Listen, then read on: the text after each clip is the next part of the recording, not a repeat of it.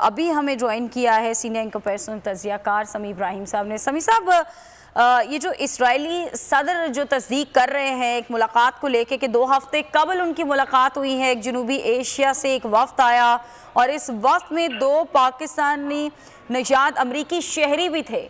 आप क्या कहेंगे इस मुलाकात को लेकर?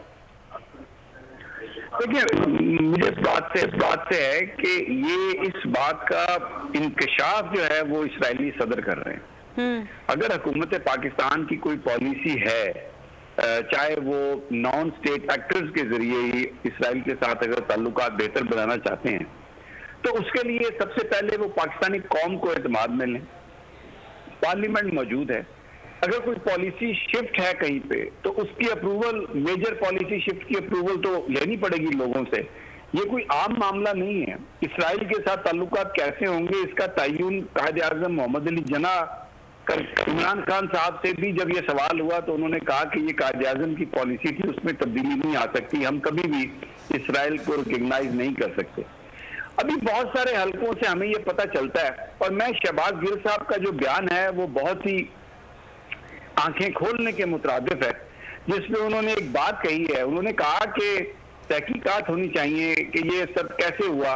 जाने वाली जो खातून हैं वो मरियम नवाज साहबा की जो अनीला हैं वो उनके बताया जाता है बहुत करीबी उनकी साथी हैं, उनकी दोस्त हैं, उनके साथ उनके ताल्लुकात हैं। शहबाज गिल साहब ने कहा कि तहकीकात होनी चाहिए, लेकिन साथ ही उन्होंने कहा कि तहकीकात कौन करेगा?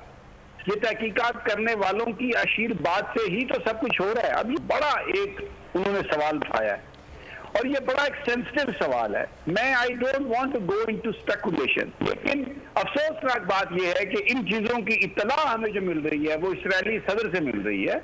पाकिस्तान की वजारत खारजा, पाकिस्तान में हुक्मरान, उनमें इतनी अखलाकी हिम्मत होनी चाहिए थी अगर वो ये समझते हैं कि इसराइल के साथ ताल्लुकात बेहतर non state government, non state actors के जरिए जो पब्लिक डिप्लोमेसी है वो हमें शुरू करनी है या हमने शुरू कर दी है, तो वो उसकी अप्रूवल है पाकिस्तान की कौम से। हम फलस्तीन पे जुल्म होता देखते हैं रोजाना। हम देखते हैं कि जो बैतुल मुकद्दस में मस्जिद अक्सा में क्या मुसलमानों के साथ किया जा रहा है, फलस्तीन पर कितना जुल्म किया कि अवाम का ये इख्तियार है कि वो किस मुल्क के साथ ताल्लुकात चाहते हैं या नहीं।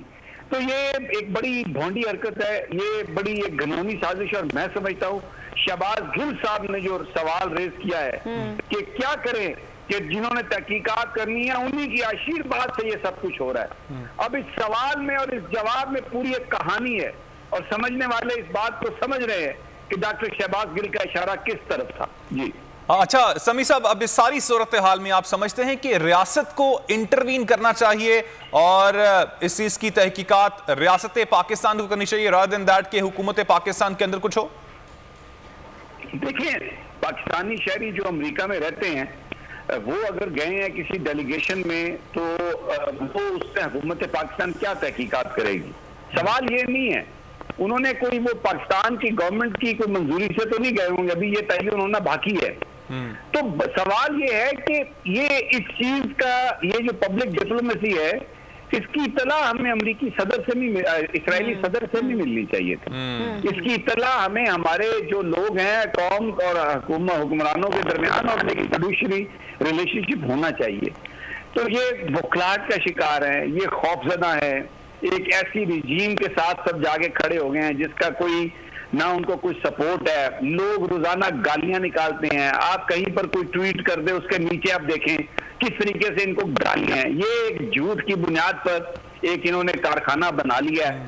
तो ये शहबाज गिल साहब ने कूजे में समंदर को बंद कर दिया। कौन तहकीकात करेगा? किस चीज की तहकीकात करेगा? ये जो गालियां निकालने वाले थे, जो इदारों को थ्रेटन करने वाले थे, आज वो पाकिस्तान की कौम को थ्रेट कर रहे हैं और पाकिस्तान को उन्होंने मकबूजा पाकिस्तान बना दिया है। झंडा लेके अगर कोई जा रहा है तो उसको पुरअमन आदमी पर शेलिंग करते हैं, मारते हैं, पर्चे दर्ज करते हैं, ढिठाई के साथ आते हैं।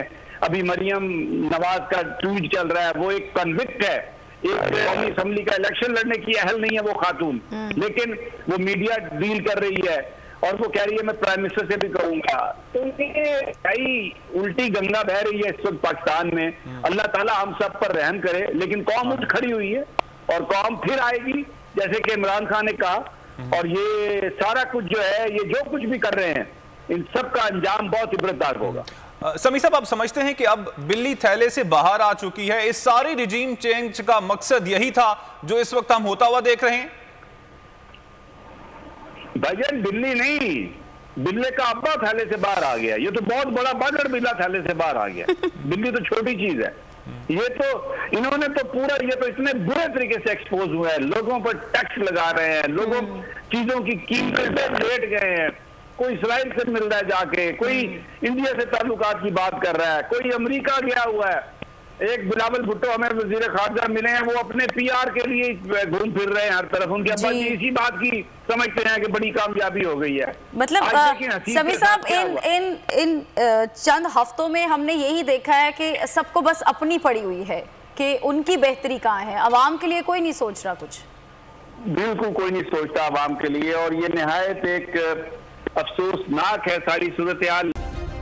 सब्सक्राइब करें और बेल दबाएं ताकि कोई खबर रह न जाए।